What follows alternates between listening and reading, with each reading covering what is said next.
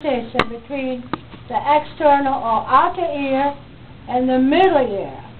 And then the oval and round window, they are the physical partition between the middle and inner ear. Okay? All right. So, parts of the external ear. We have the pinna or auricle. And then we have the external auditory meatus. Okay?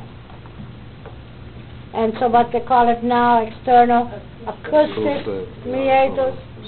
Go figure. So any case, in the middle ear, remember the middle ear we're going to have a cavity, and which the middle ear communicates with the pharynx, which is actually the nasopharynx.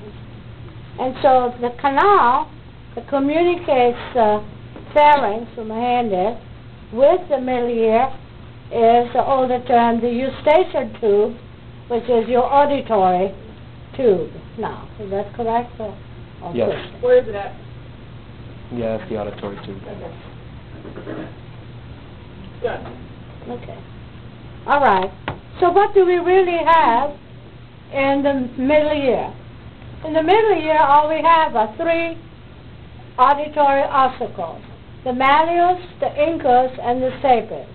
So I just checked to make sure for student. The malleus is the hammer, the incus is the anvil, and the stirrup, the stapes. So then we have, what I'm covering up, all you can see now is the inner ear. Remember, it's inside bone. So we have here, this portion here is an osseous cavity. But it's a veil, I'm going to show you the top. What? So, any case, so the inner ear, we have three major parts again. On one end, we have the three semicircular canals. At the other end, that core portion, it's the cochlea. And everything between the three semicircular canals and the cochlea is the vestibule. So the three semicircular canals, they serve us for equilibrium only, or balance.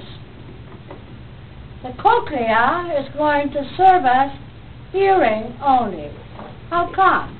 We have in there the organ of hearing, which is the organ of Corti.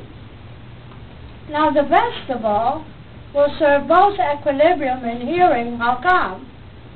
The sound waves enter the oval window and exit the round window, which is in the vestibule, to dissipate then in the eustachian tube.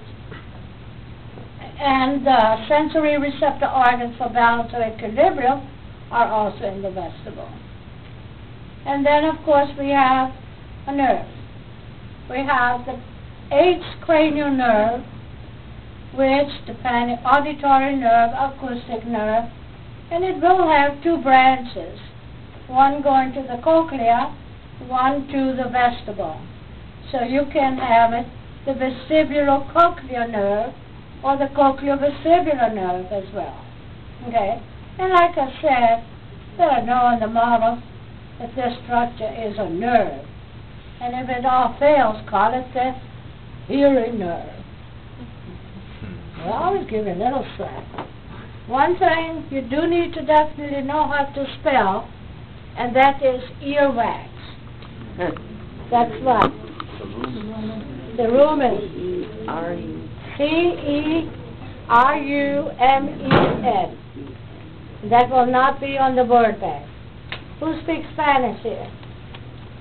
Cera. Cera. Wax. Wax. Got it? Cerumen. If you get it wrong, I'll whoop you. You want to review the sensory receptor organs? No?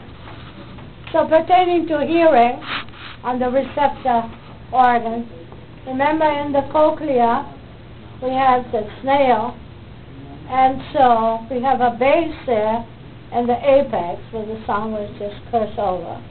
from the scala vestibuli to the scala tympani. And so, the high-pitched sounds, high-pitched, high-frequency sounds are detected at the base of the cochlea, and the low-frequency, low-pitched sound waves are detected at the apex. And so if you have that end out with